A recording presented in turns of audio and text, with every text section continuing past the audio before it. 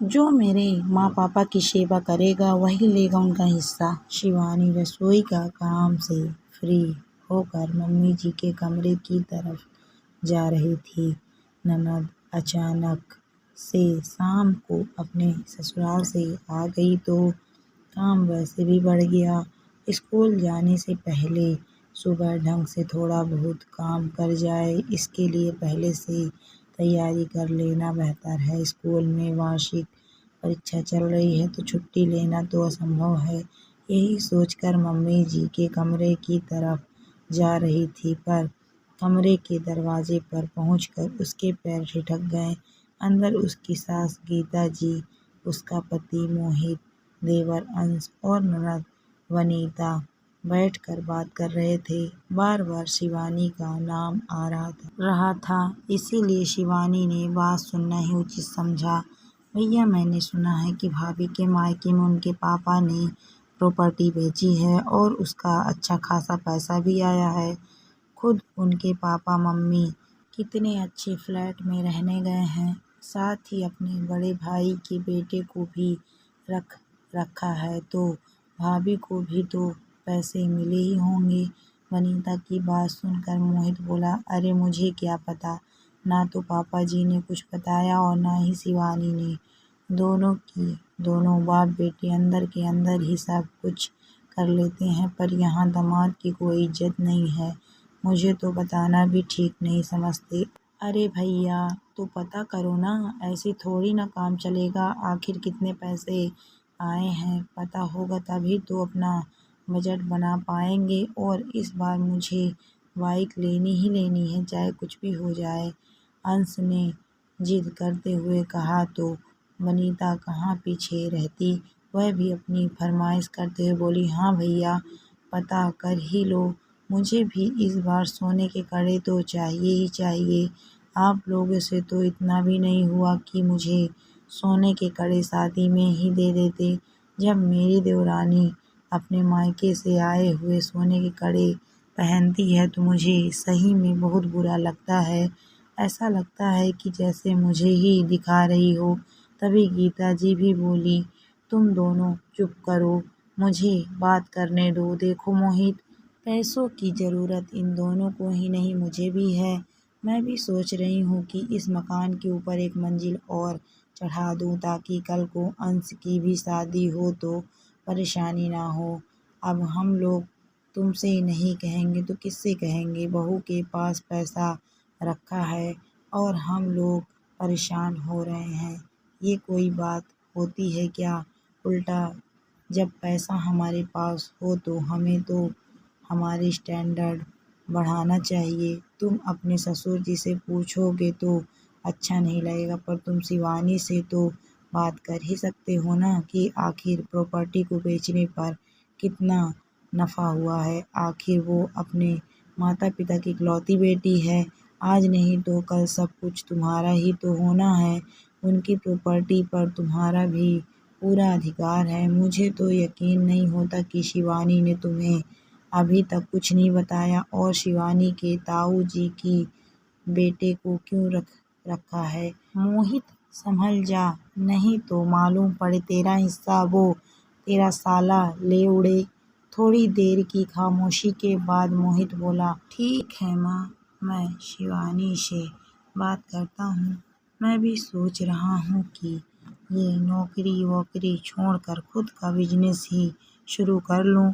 कब तक लोगों की ही हुजूरी करता रहूँगा। अब ज़रा बात करता हूँ कि कितने पैसे आए हैं, ताकि आगे की प्लानिंग कर सकूँ।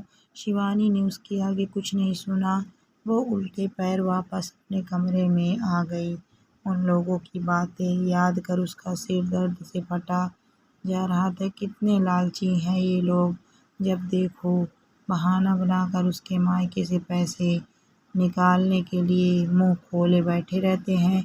जैसे ये लोग कमा कर उसके मायके रख कर आए हैं, जबकि उसके मायके वालों को जब उसकी ज़रूरत होती है तो ये लोग साथ भी नहीं खड़े होते। पिछले साल शिवानी की शादी में भी पापा ने अपनी एफडी तुड़वा कर इन लोगों को कर्जा दिया था, जिसे तो ये लोग डकार गए। एक बार भी नहीं पूछा कि पापा जी, आपको पैसों की ज़रूरत है या नहीं, लौटाने हैं या नहीं। यही नहीं, अभी जब 2 महीने पहले पापा को हार्ट अटैक आया था, तब तो इनमें से कोई सेवा करने नहीं गया था। उसकी माँ की तो हिम्मत टूट चुकी थी। शिवानी ही दौड़ भाग कर रही थी। बस उसके साथ उसके ताऊ जी का बेटा उदय ही खड़ा था। उसके मायके वाले भी मध्यम वर्गीय परिवार के लोग हैं और प्रॉपर्टी के नाम पर उनके पास सिर्फ उनका मकान जिसमें वो रहते हैं। उस समय तो शिवानी और उदय ने उधार लेकर पापा का इलाज कराया था, लेकिन पापा के इलाज होने के बाद पैसों को चुकाने के लिए अभी भी कुछ दिन पहले उन्होंने अपना मकान बेच दिया और बचे हुए पैसों में खुद के लिए फ्लैट लेकर उसमें रहने लगे। अब उसी बेचे हुए मकान के पैसे इन लोगों को नज़र आ रहे थे। खैर, थोड़ी देर बाद अचानक गीता जी की आवाज़ आई, बहू जरा कमरे में आना। तो गीता जी के कमरे में गई तो गीता जी की जगह मोहित ने कहा, शिवानी, मैंने सुना है कि तुम्हारे पापा ने अपना मकान बेच दिया है और वो फ्लैट लेकर रह रहे हैं, साथ ही उदय को भी अपने पास रख रखा है। हाँ, अभी कुछ दिन पहले ही बेचा है। आखिर कर्जा चुकाना था उनका। कौन सा बेटा बैठा हुआ है जो उनके कर्ज चुकाएगा या उनकी बीमारी का इलाज करवाएगा। और रही बात उदय की, तो अभी पापा को अकेला नहीं छोड़ा जा सकता है। हाँ, वो तो ठीक है, लेकिन कितने में बेचा? आखिर मैं दामाद हूँ, इतना हक तो मेरा भी बनता है कि मैं भी जानूँ कि पापा जी प्रॉपर्टी बेच रहे हैं या कहीं फ्लैट ले रहे हैं, उनके पास कुछ बचा है या नहीं। अरे हाँ, आप तो दामाद हैं, आपका तो हक है सब कुछ जानने का। चलिए मैं बता देती हूँ आपको। पापा के इलाज में काफ़ी पैसा खर्च हो गया था, जो कर्जा लेकर के किया गया था। तो उस कर्जे को चुकाने के लिए उनके पास कुछ नहीं था, सिर्फ वो मकान था, इसीलिए उन्होंने उसे बेचा।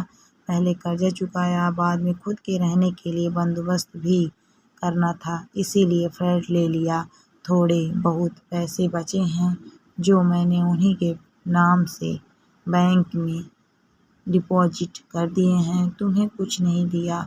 मैंने तो सुना है काफ़ी नफ़ा हुआ था। तुम तो बेटी हो ना उनकी, गीता जी ने बीच में ही कहा।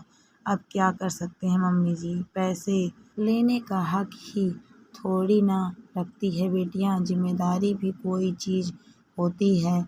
अब जब जिम्मेदारी उदय निभा रहा है तो मैंने सोचा पैसे भी उसी को मिलने चाहिए, इसीलिए मैंने हक छोड़ दिया और पापा को कह दिया कि जो आपकी जिम्मेदारी निभाए ये फ्लैट भी उसी के नाम कर देना। कहकर वो अपने कमरे में जाने लगी तो मोहित ने कहा, अरे तुम ऐसा कैसे कर सकती हो? तुम्हें पता भी है वो उदय तुम्हारे बड़े पापा का बेटा लालच में तुम्हारे माँ पापा की सेवा कर रहा है। लालच में ही सही, कम से कम मेरे माँ और पापा की सेवा तो कर रहा है। मुझे मेरे माँ पापा से कुछ नहीं चाहिए, क्योंकि मैं अपने दम पर कमाने का साहस रखती हूँ। कहकर शिवानी अपने कमरे में चली गई और पीछे रह गए घर के बाकी सदस्य अपने टूटे हुए अरमानों के साथ।